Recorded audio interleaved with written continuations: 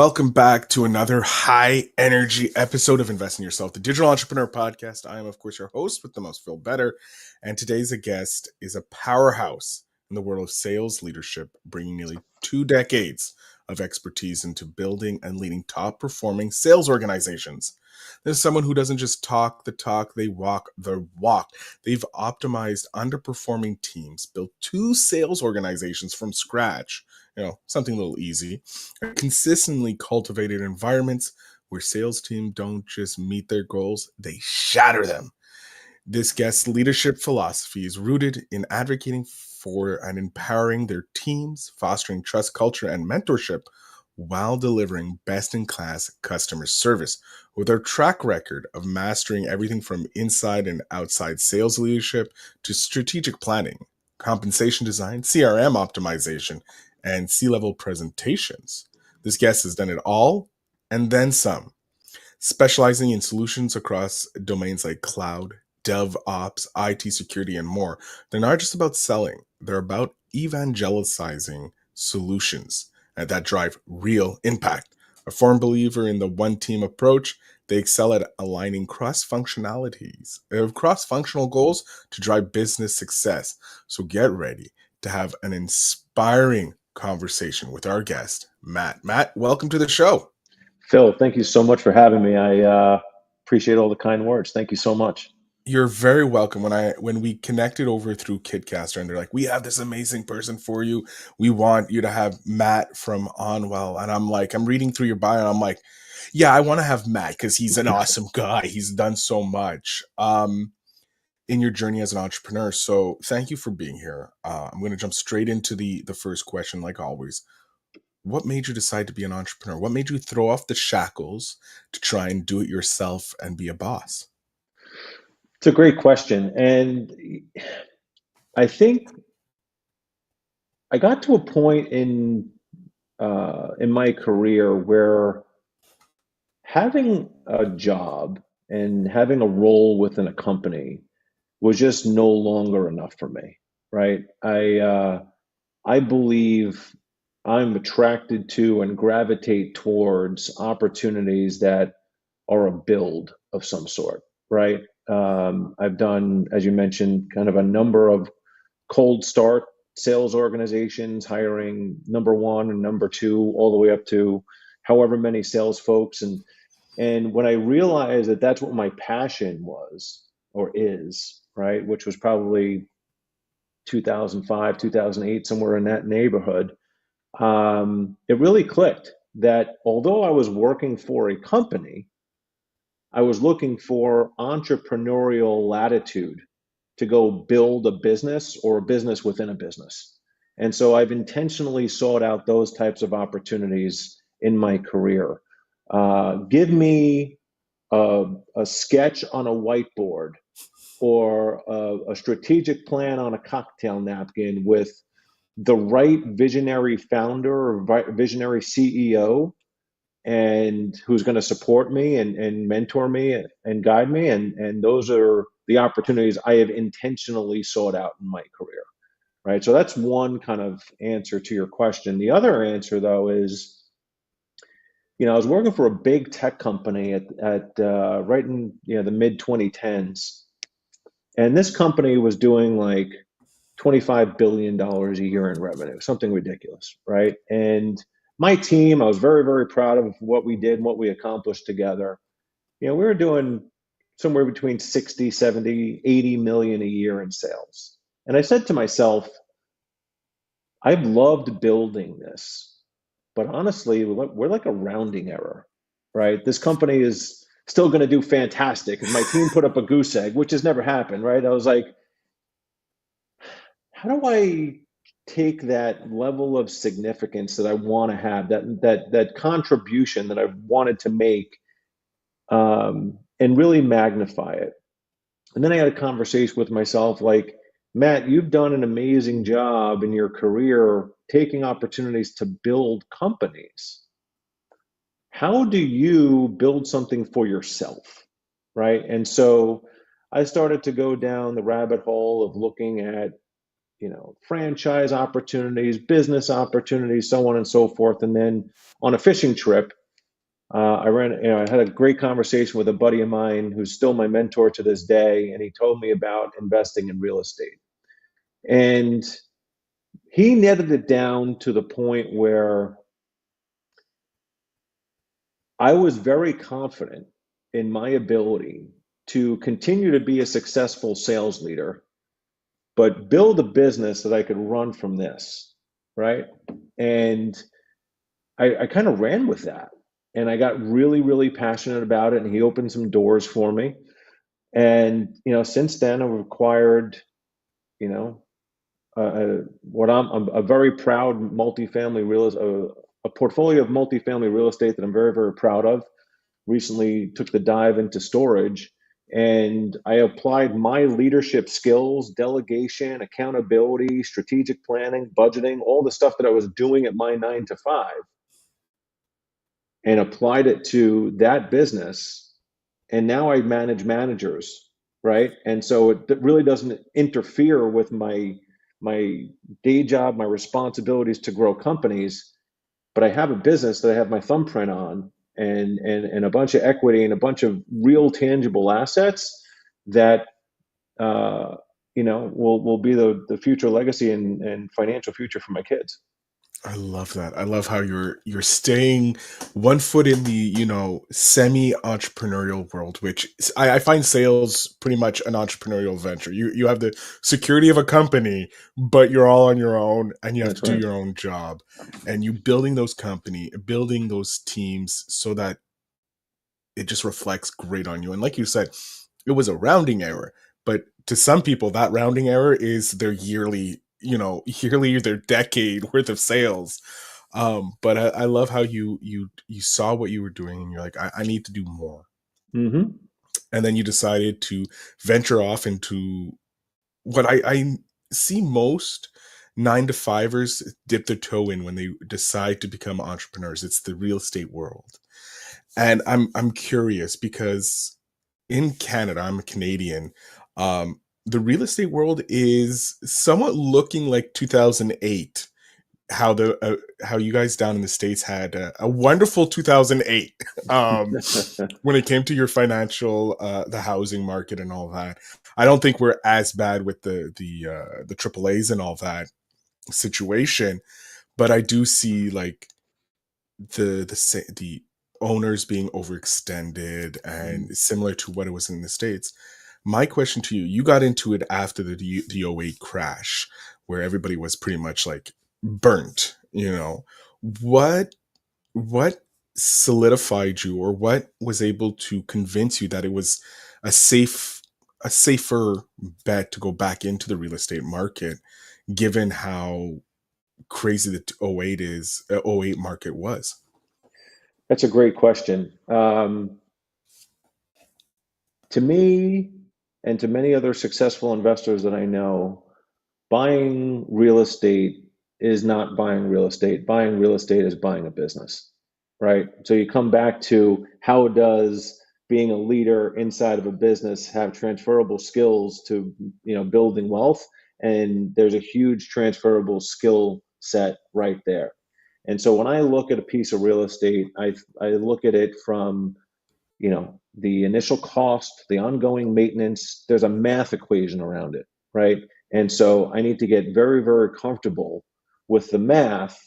And it's something I've done hundreds and hundreds of times over the course of the last 6 or 7 years. And it's just something that I think I've built a very good muscle memory on. So buying a piece of real estate, you can go down, I can go down the block and go buy a house if I wanted to. But, when you do the math, can you cover your mortgage? How long could you cover your mortgage if you didn't have a tenant in it? When you have a tenant in it, are you covering your mortgage, or you're covering more than your mortgage? Because it's inevitable that an HVAC goes out, a water heater busts, somebody breaks the oven, right? And you need to replace a stove. All that stuff is bound to happen. So I don't have a crystal ball, but I know the costs for those things, and I can build those in up front and make sure that those costs are covered. In the event of a market reset like we had in 2008, is going to be a controversial comment I'm about to make. The only people that got hurt were the ones that sold, right? People that sold immediately after the 2008 crash left a lot of money on the table. Pretty much every major market, at least in the US, has rebounded extremely well since 2008. And I think, by 2012 or 2013, the uh, the market had stabilized and kind of gotten back to square one. And so play the long game. One of the things I love about real estate is if you're in it for the long term, it can be very, very forgiving. Don't panic sell. Don't get in over your head. Don't put your primary residence at risk of your other investments. Understand the math.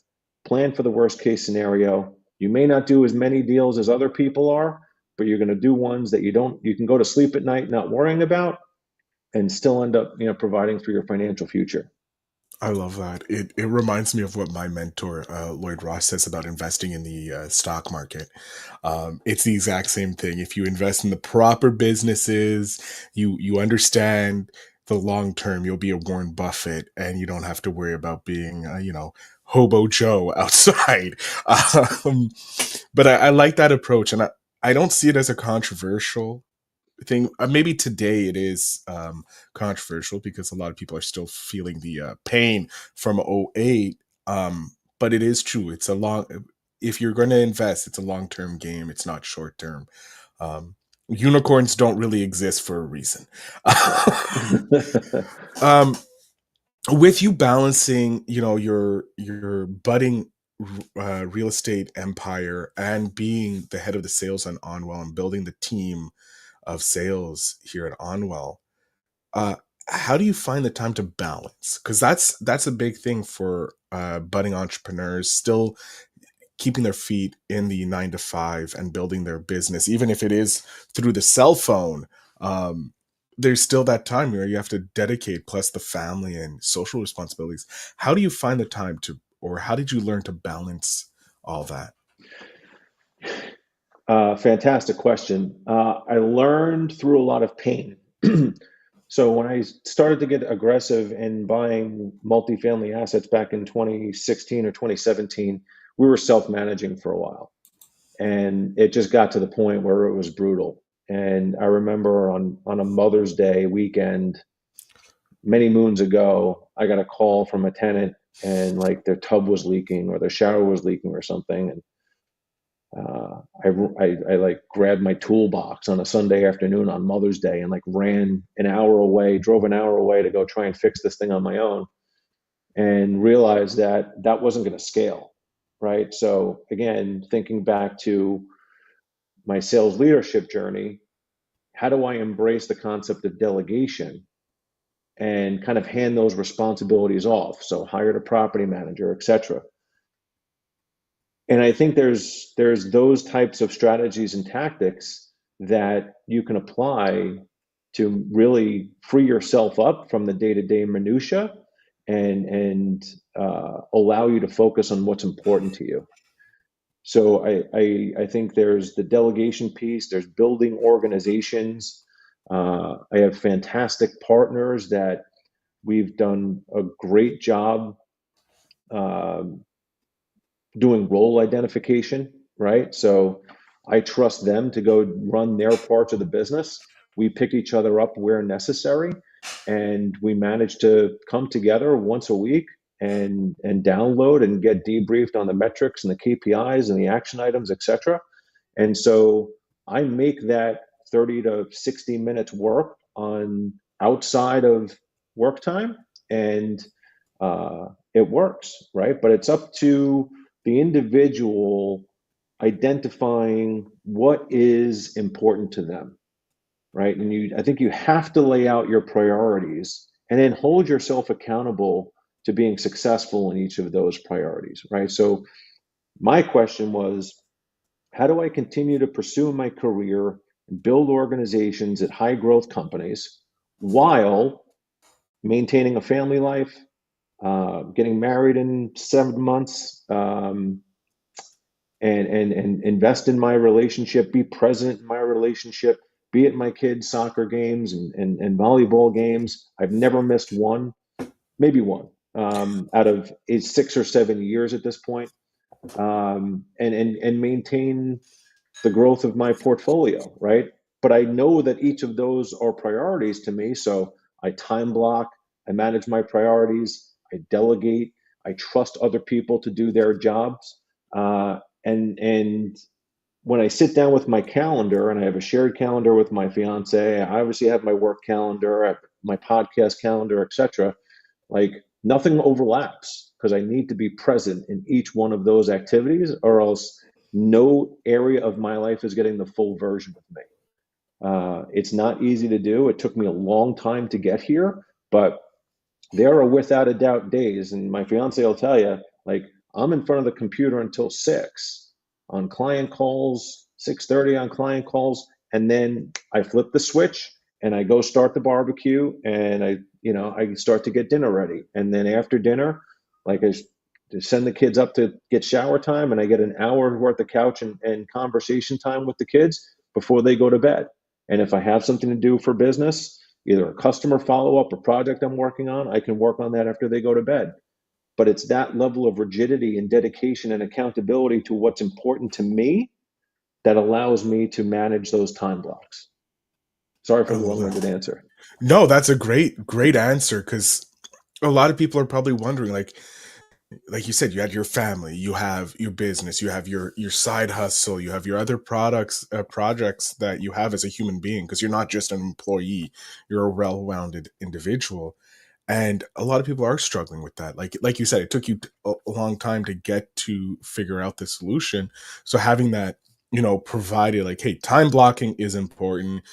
Have that important moments with your kids, your family, because they grow up so quickly. Like my nephew's already 6. I can't believe he's 6 years old. Like, freaking 2 seconds ago he was a child, not even able to crawl, and now he's playing soccer, which is just crazy. But hearing that time blocking is so important for us because it allows us to focus in on the one task instead of being like, oh, I have this to do, I have that to do, and being all over the place. We know dedicated what we have to do. I just started doing a to-do list, and that has like saved my life. Like, luckily I Yeah. don't have as many responsibilities and as you do, Matt, but like that to-do list, whew, saves me so much when I sit down to get actual work done.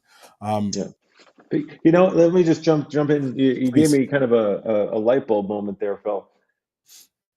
I've been dating my fiance now for over 3 years, right? And for the first 6 or 8 months, whenever she would come over, I would want to make sure that my house was completely clean, right? And so, I'm fortunate enough to have what I consider a very nice home, and I would go around and vacuum and wipe the counters down and clean the bathrooms and all kinds of stuff, right? And one day she asked me, like, "How do you keep your house so clean?"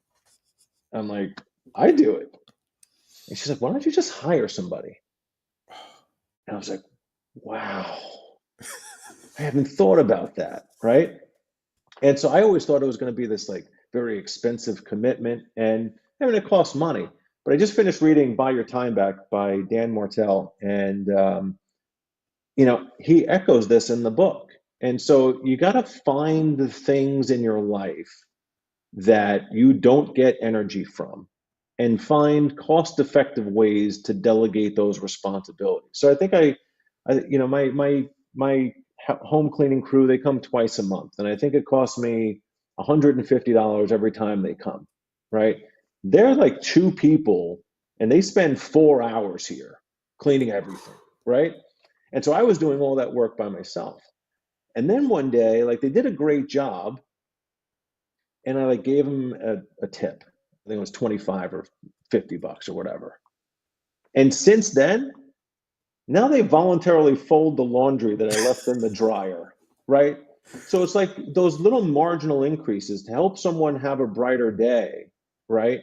Um, they didn't ask for it. I just gave it to them. And honestly, since they started to do that, I just continue to give it to them, right? But now it's like two major time consuming tasks that people dread at the end of the day. Like, oh man, I got to fold laundry on Saturday, or you have a laundry room full of stuff. Like, go find ways to delegate those things. And maybe it costs you some money, but I would assume that a lot of the folks listening to your show here are either doing well for themselves or have the aspirations to do well for themselves. And I didn't make this decision until I was 43 or 44 years old. Like, do that earlier in life, get that time back. You'll never regret not having to fold laundry or scrub your own toilets. I promise. I think everybody, like were you saying folding the laundry, like I'm like, oh, I have to do the laundry. You just remind me I have to do my laundry today. Thanks for that fun reminder, but it's true. Having the opportunity, former guests echo this. Is it worth your time? If you Yeah. charge $100 an hour, is cleaning your house worth that $100? Like you said, you get two people at $1.50 to do 4 hours worth of work. Mm-hmm. That's $400 if I was going to do it, if I charge. And so is it really worth my time? It doesn't move my business forward. Yes, it makes my house look good, but I'm exhausted afterwards. Yeah. So I love that, getting that done, even if it's only once a month, that can still save you hours upon hours. That's 4 hours of your life, depending on how big Mm-hmm. your house is or your location is. And it saves you that time. And outsourcing menial tasks, quote unquote, or tasks that don't move your business forward or you forward, is super, super relevant and super important. And again, it's one of the reasons you are able to handle all the different plates that you have spinning currently with your real estate, your business, making sure that Onwell sales teams are crushing it. And of course, being able to have time with your fiance and the kids are so important. With everything that you're doing, because you have a lot on your plate, with the time blocking, obviously you're doing something to improve yourself, to invest in yourself, to become a better version of yourself. What does that look like? Do you have a specific sequence that you do? Like, okay, I read this book, I implement, I go off. Because you did mention Buy Your Time Back by Dan Martell, another amazing business entrepreneur with a story that is on my list of getting him on the podcast to hear it. How do you sit around, or not sit around, but how do you plan to invest in yourself to get better? Like, what do you do to invest in yourself? Great question. For me, it's all about the people I surround myself with and the content that I consume. So a long time ago, 10 years ago, right when I moved to Texas, I went through kind of a very big life transformation, lost a lot of weight. And when I first kind of got committed to that regimen, I was going to the gym 3 or 4 days a week. And I was listening to old school hip hop or techno or whatever. I'm a huge kind of music buff. And one day I asked myself, like, how do I further optimize this time that I'm dedicated to me? I, I will tell you that I know the words to probably 500 hip hop songs, right? And it's because I listen to them time and time again. So I had this light bulb moment like, dude, if you remember the stuff that you're listening to, why don't you stop listening to music and start listening to content, right? So I went on this big podcast journey and I listened to probably 200 episodes of the Tim Ferriss show, and then Lewis Howes' School of Greatness, and then The Art of Charm on Jordan Harbinger was still on the show, and the Spartan podcast with Joe DeSena and a handful of others, right? I would just plow through these things. I'm at the gym probably an hour and a half every day, and now I'm probably literally at the gym every day. So by the time I get home from the gym at 7 in the morning, I'm up 5:15, 5:30 at the gym, spending an hour and a half there. I come home to get the kids up for school. I have now caffeinated, which is important. Um, Lifted weights, done cardio, and listened to an hour and a half of a book or some sort of personal growth podcast. And when I look at my Audible account, I think in the last 2.5 years, I've listened to 33 days of books. And so I'm not going to sit here and tell you that I remember every word I've ever listened to, right? But uh, I can tell you I've consumed a lot of content. And you think about 33 days in 2.5 years, like that's a significant percentage of my time, and probably double that if you think about just the hours a day that I'm awake. So to me, that's a non-negotiable, right? I go to the gym, I get up, I don't care what the weather is, I don't care if it's cold, I don't care if I'm feeling a little hair of the dog from the night before. Like, I'm getting up, I'm going, it's part of my routine. And then how do I make myself even better during the time that I'm there? And I love that. To be honest, like, to be able to consume content at that rate. And by the way, I know there's people out there that do like the 1.5 speed. I don't do that. I do the 1 speed so I can remember everything or hear as much of it as possible. Um, that it's a commitment to me. I love that. That is in 33 days. My God. As someone who is a devourer of books, that is impressive. That just blows my mind. And I'm also someone who has to listen at one regular speed. Yeah. 1.5 is for, quick courses that, like, I'm seeing if this is worth it. Like, are you giving me something worthwhile? Yes. Okay. We're going to go back to one. If not, drop it. Um, that's insane. 33 days. And is there a book, either audio or physical, that you come back to nearly on a regular basis? Like, it's one of those books that you're like, whenever you read it, you get refreshed ideas that you didn't know before, or just deeper your understanding of business or life. Yeah. There's a handful of them.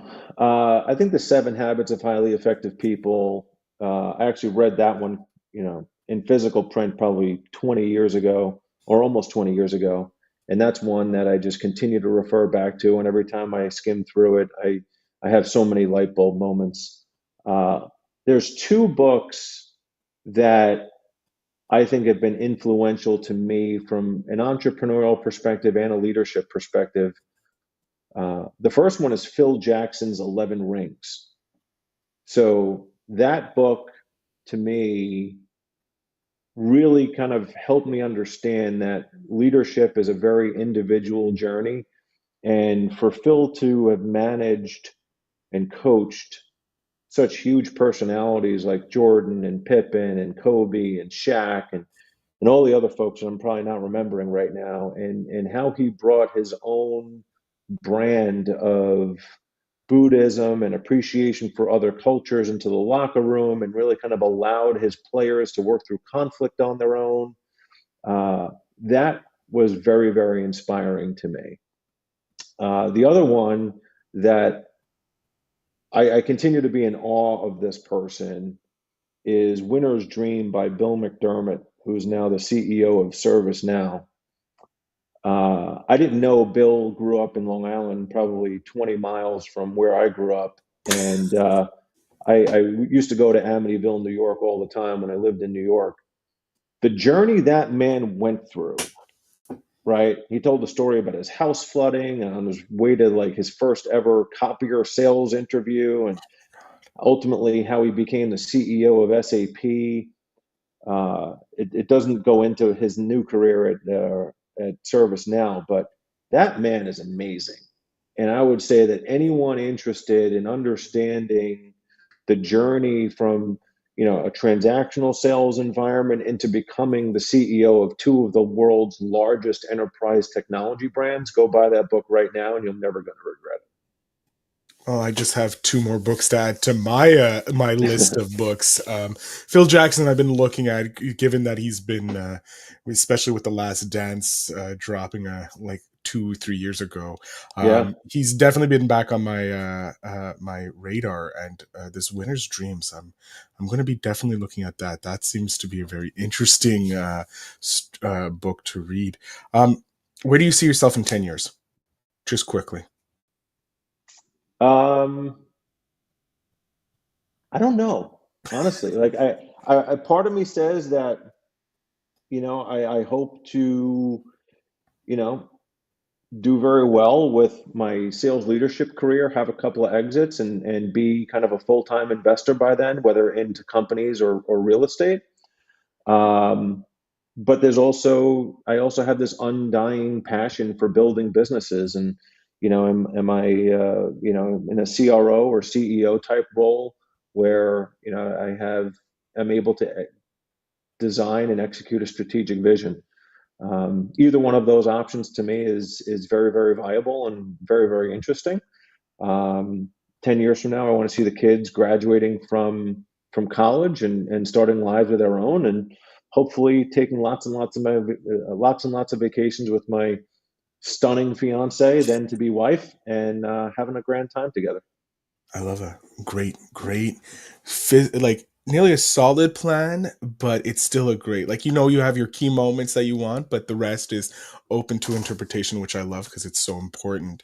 Um, we're coming to the end here, Matt, and I hate it because I'm having a great time. I don't know about you, but I'm loving hearing you share your stories and your Thank you. advice.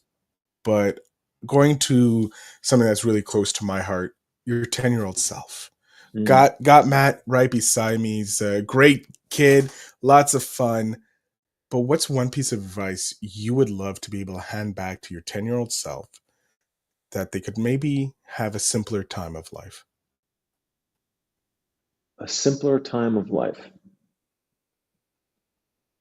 Or just an easy, I don't want to, I hate the word easy because nothing Yeah. in life is easy, but maybe a smoother ride through life, a piece of advice that you wish you were given at 10. Um, there's two, right? Number one, don't measure yourself through others' eyes, right? Kind of a derivative of comparison is the thief of joy, right? I struggled with that as a kid, and I was constantly looking around at what was going on around me and wondering why not me. And I think that kind of made me feel disadvantaged and less than. And I would just encourage, especially in today's kind of hyper focused social media environment, like be your own individual. Don't succumb to the pressures and the ideals of others, because a lot of it's just not real. So that would be the advice that I would give my 10-year-old self. The other one is don't coast. There's an enormous amount of opportunity out there, no matter how old you are. Um, you know, as an example, school came fairly easy to me. Like I'm pretty sure, like in eighth grade, I didn't open my social studies book, and I still got good grades, right? And so I found ways to, just absorb the content, and had I pushed myself even further than I did, maybe my life would be in a different trajectory. But I give the coaching to my kids all the time, especially lately now that they're getting old enough. Like, if you work hard, great things happen. And my daughter's 12, and I can kind of see she's got the good enough in her right now, and I Mhm. try and challenge her to, don't worry, don't think about things being good enough. Like, work to your potential and continue to test your potential, and amazing things are going to happen to you. Oh, I love both of those are great pieces of advice for 10-year-olds and also 90-year-olds, anywhere in between. I think a 90-year-old probably isn't coasting on their potential anymore, but still You they never could know. yeah, you never know. They could have another 30 years of productivity if they want. And with their with their knowledge, they probably will 10x that or 90x it. Um, Matt, I'm going to jump off stage here. I want you to let the audience know where they can connect with you if they're looking for mentorship or if they're just looking for, some help in the sales world through Onwell or whatever. The floor, sir, is yours. So please go ahead and let my audience know where they can find you. Awesome. So, thank you so much for listening to the episode. I really appreciate it. Hope this was valuable to you. If you have any questions or anything, I can help you with anything. You can find me on LinkedIn, Matt Buchalski, Buchalski. If you have a business inquiry or something I can help you with, coaching question, you can reach me at matt@ownwell.com, OWNWELL.com. Excellent. Matt, I want to thank you so much for being here. It was a pleasure chatting with you, and I look forward to having you on in the future. Thank you so much, Phil. This was a lot of fun. Hope it was valuable. Oh, it was definitely valuable for me. I don't know about my audience, but I got a lot out of it, and that's what's the main point I think of any podcast. But to my audience, if you're listening and you took away anything from this episode and you want to connect with Matt, make sure you check out the show notes down below. That's where everything will be to be a part of Matt's network. I want to thank you again, Matt, for being here. Thank you for listening. And as always, remember to invest in yourself.